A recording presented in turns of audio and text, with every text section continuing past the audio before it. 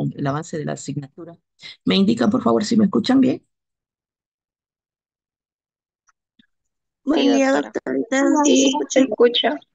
Muy amables, gracias. Bien, vamos a continuar. Ayer estábamos viendo en lo que se refiere a las proteínas y su composición.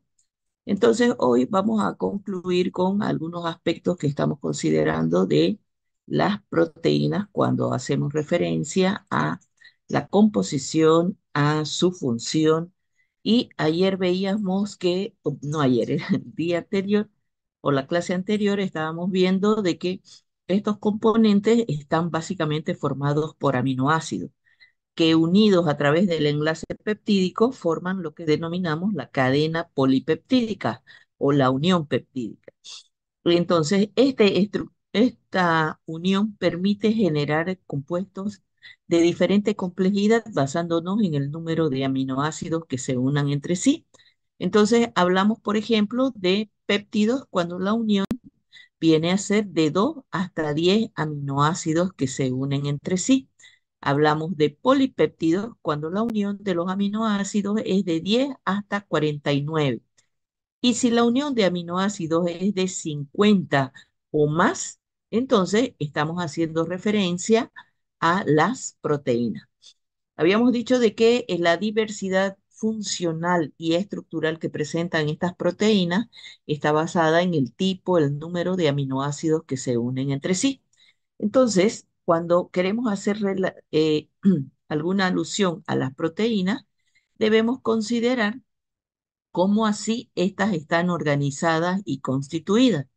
Como vienen a ser moléculas de alto peso molecular que tienen una gran diversidad en composición, entonces, para poder explicar la función que realizan, se hace necesario analizar los niveles de organización estructural que ellas presentan.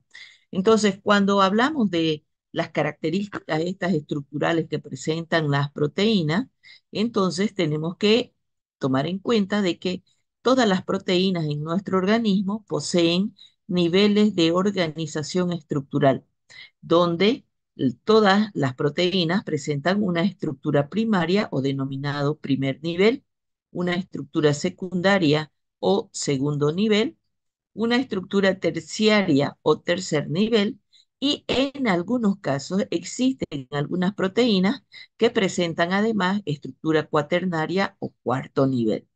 Cada uno de estos niveles de organización nos dan cierta información acerca de la cadena polipeptídica.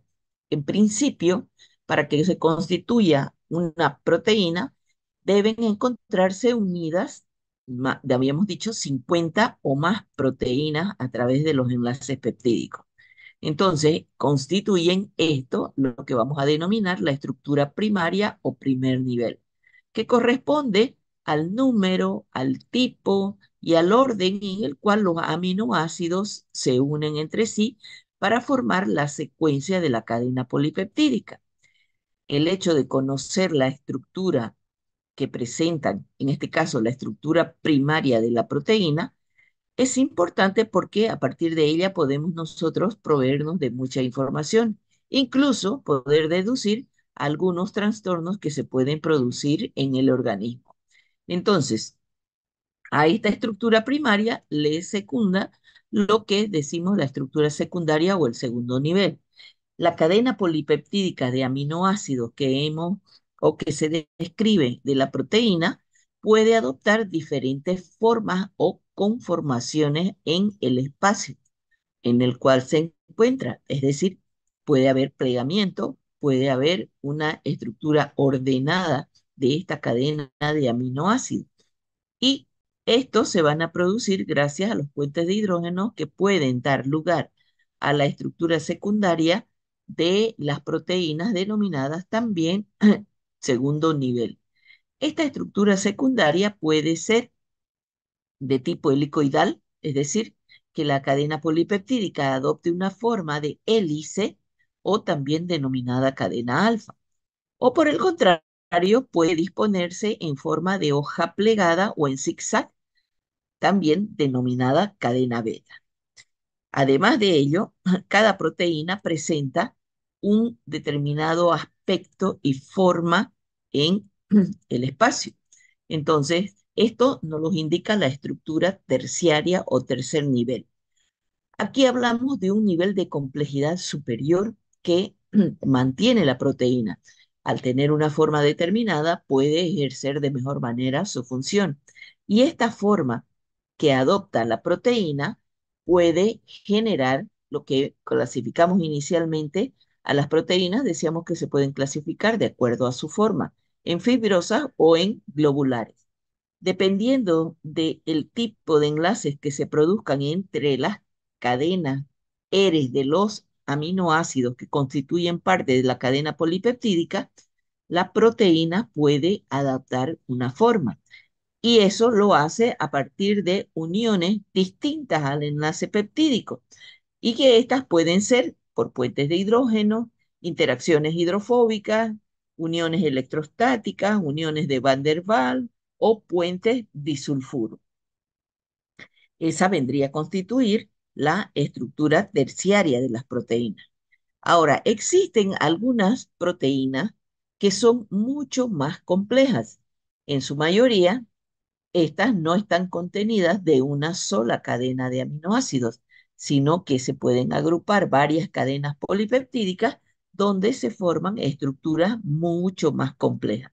Aquí en la diapositiva vemos en la figura que estamos haciendo referencia a una proteína que posee estructura cuaternaria, porque a partir de los colores podemos ver de que hay una cadena polipeptídica de tipo plomo, de azul, celeste y rojo. Es decir, esta proteína estaría constituida por cuatro tipos distintos de cadenas polipeptídicas. Es como decir que cuatro moléculas chiquititas de proteína van a formar esta mucho más grande. Aunque estructuralmente hablamos, sabemos que cuando hablamos de proteínas, hablamos de estructuras macromoleculares con peso elevado de su estructura. Entonces, esta organización permite que las proteínas puedan proveernos de información y a partir de ello también hablar de las funciones y de las acciones que pueden ejercer en nuestro organismo. En resumen, aquí tenemos la estructura primaria nos indica la secuencia, el tipo y el orden de los aminoácidos que forman parte de la cadena polipeptídica. La estructura secundaria nos indica cómo esta cadena de aminoácidos interactúan entre sí para dar un aspecto de forma helicoidal o de forma de hoja plegada. Las estructuras terciarias de las proteínas nos indica cómo así ésta adopta una forma específica que otorga a la proteína, generando la estructura terciaria a partir de uniones diferentes a los puentes o a las uniones peptídicas que forman parte de la estructura de la proteína. Y la estructura cuaternaria que nos indica cuántas cadenas polipeptídicas se pueden unir entre sí para formar esta proteína. Si hablamos desde el punto de vista de la forma que va a adquirir, entonces la estructura primaria, aquí cada color nos indica diferentes tipos de aminoácidos que pueden estar formando parte de la cadena polipeptídica. Esta se va a plegar entre sí en forma helicoidal, en forma de hoja plegada, o incluso puede haber una aleatoria donde hayan ambos aspectos. La estructura terciaria nos indica la forma que va a adoptar la proteína cuando interactúen entre sí las cadenas laterales de los aminoácidos que forman parte de esa estructura. Y podríamos tener una estructura globular, ovoide, helicoidal o incluso circular. O puede ser una cadena lineal que se mantenga y que adopte una estructura fibrosa. Ahora, si la proteína es mucho más compleja, se pueden unir dos o más cadenas polipeptídicas para formar las cadenas de las proteínas con estructura cuaternaria. Ahora, este aspecto o forma que presenta la proteína permite que ella ejerza su función, pero como tenemos una amplia cantidad de proteínas distribuidas en el organismo, Estas no actúan todas al mismo tiempo, sino que va dependiendo del tipo de eh, necesidad que tenga nuestro organismo para proveerse y estas proteínas y ejercer su función. Ahora, cuando estamos hablando de los niveles de organización estructural, estamos diciendo de que las proteínas poseen estructura primaria, secundaria, terciaria y algunas de ellas cuaternaria. Cuando existe un rompimiento de enlace que diferencian o cambian la conformación espacial de la proteína, es decir, se produce una modificación de la estructura secundaria, terciaria o cuaternaria, en relación a esto, la proteína va a perder sus propiedades, no puede realizar su función, cambia su aspecto, se rompen los enlaces de estas estructuras secundaria, terciaria y cuaternaria, y este proceso o este cambio se denomina desnaturalización.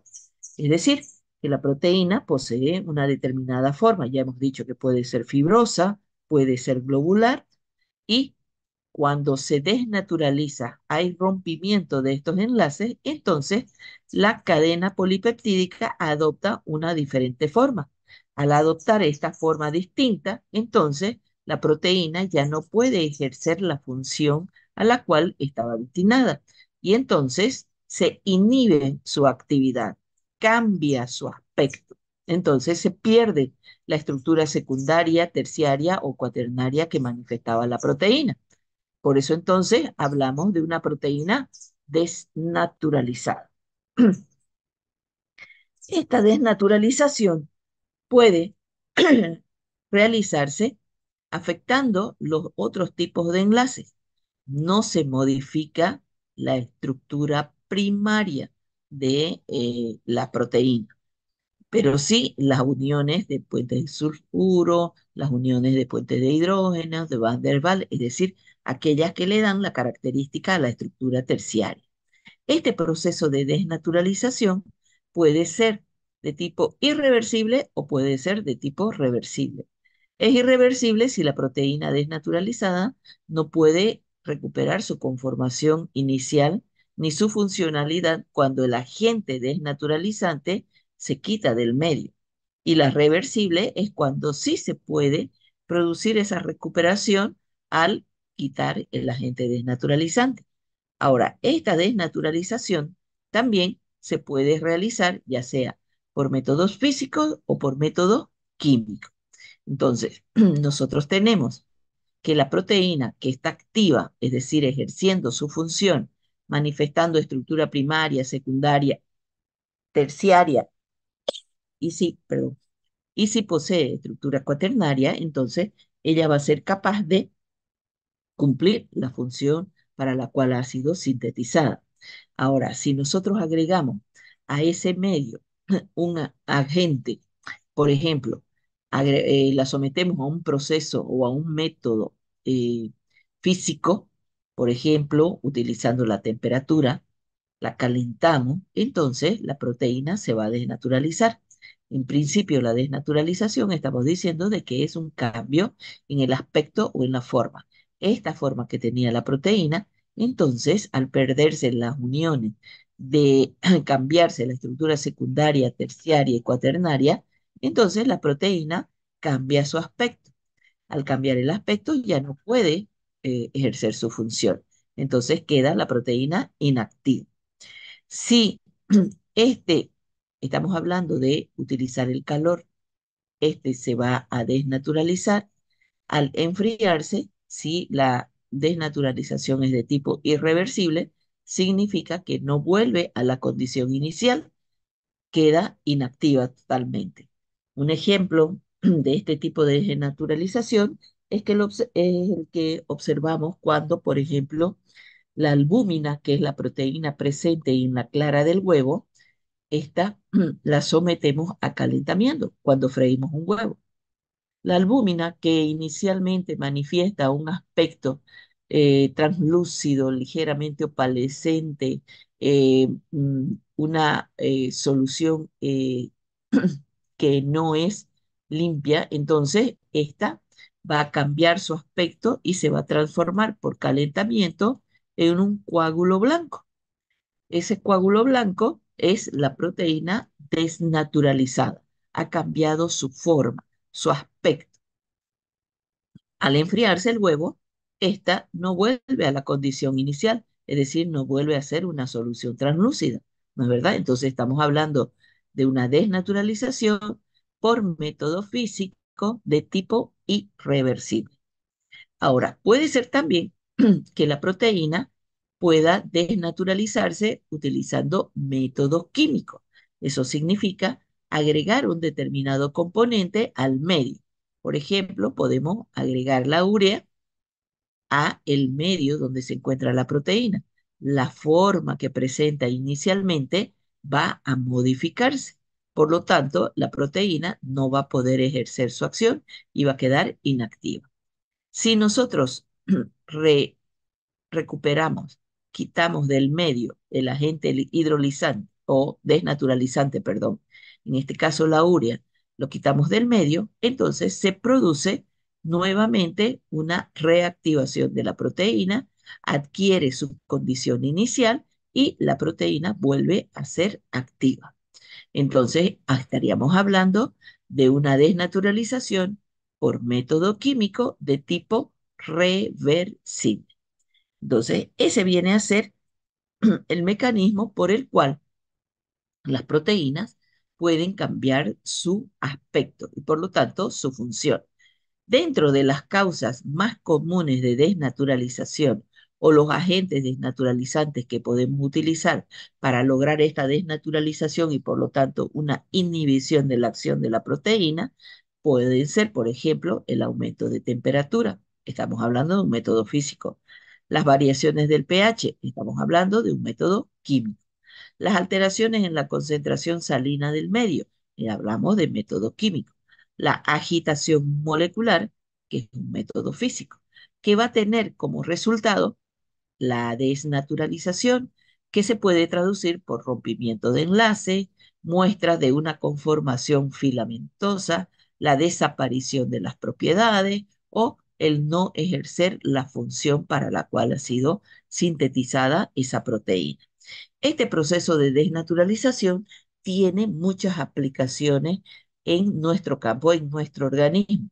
Pueden ser utilizadas, por ejemplo, para provocar inhibición del desarrollo de un microorganismo que puede estar afectando al funcionamiento de nuestro cuerpo, es decir, manifestándose a través de una eh, infección. Podemos utilizar esto para favorecer la maduración o acelerar el crecimiento de los vegetales. Puede ser utilizado también para lograr controlar una determinada enfermedad, inhibiendo a la enzima que cataliza las reacciones que provoca la presencia de esa enfermedad, por citar algunos ejemplos. Entonces, este proceso de desnaturalización tiene una amplia aplicación y es en beneficio también nuestro. Claro que el proceso también puede ser utilizado para inhibir la acción de unas proteínas y con ello lograr un aspecto de eh, finalizar la acción de una proteína, es decir, mantenerla inactiva todo el tiempo.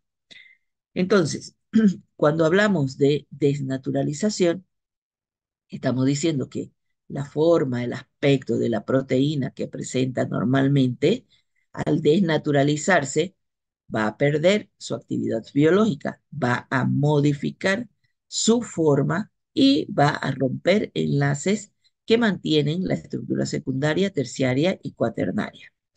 Cuando esta proteína se ha desnaturalizado por método químico, se puede producir la renaturalización, es decir, que la proteína vuelva a la condición inicial y por lo tanto ejecutar su acción. Entonces, cuando hablamos de proteínas, además de todas aquellas que nosotros mencionamos para que puedan ejercer su función, y analizando inicialmente las características de sus unidades básicas que vienen a ser los aminoácidos, entonces hemos visto de que estos pueden ser características que nos permiten al organismo ejecutar diferentes funciones. Al igual que los carbohidratos, los lípidos, las proteínas también están siendo formadas en nuestro cuerpo para cumplir una función determinada. Un aspecto que nos va a permitir complementar esto que acabamos de mencionar es el hecho de ir analizando diferentes tipos de proteínas y la función que ejercen en nuestro organismo. Pero eso lo vamos a hacer en la siguiente clase a partir de temas que le voy a dar de exposición, así como hicieron de carbohidratos y de lípidos también, entonces de proteínas y de ácidos nucleicos. ¿Sí? Entonces, ya hemos visto los aminoácidos, los péptidos, los polipéptidos y ahora las proteínas con la característica de su nivel de organización estructural. Entonces vamos a continuar con los ácidos nucleicos, pero eso lo vamos a ver en la semana que viene. ¿Listo? Bien, ¿hay alguna pregunta? Disculpe, Doctora, doctora. Sí, dígame. ¿el lunes vamos a pasar al laboratorio, o no? ¿El Sí, día sí. lunes? Sí, sí, Sí, entiendo que sí. Yo creo que con lo que ocurra hoy día y el día de mañana, en las noticias está regularizándose la cuestión del combustible, que es lo que se ha utilizado como análisis para determinar el paso de las clases virtuales. Si bien está y dice que hasta el 20, pero yo creo que el lunes ya tenemos nosotros este laboratorio, ¿sí? Si es que existiera el mantenimiento de las clases virtuales y el lunes todavía no se vaya a pasar laboratorio, eso tengo que consultar con la jefe del laboratorio si es que va a haber atención o no el día lunes. Entonces ya yo les paso un mensajito si es que hay una modificación de ello, ¿ya? Van a estar ya, atentos entonces al chat para que ustedes sepan si se presentan o no el día lunes al laboratorio. ya, muchas gracias, doctora. Nos avisa, por favor. Listo, muy bien. No se olviden de ir y cumplir con su responsabilidad del domingo, ¿no? Que es el ir a votar. ¿Está bien? Los veo, chicos, que tengan buen día. Hasta Hasta luego, luego. doctora. Hasta Hasta luego, luego. doctora. Que tengan buen día.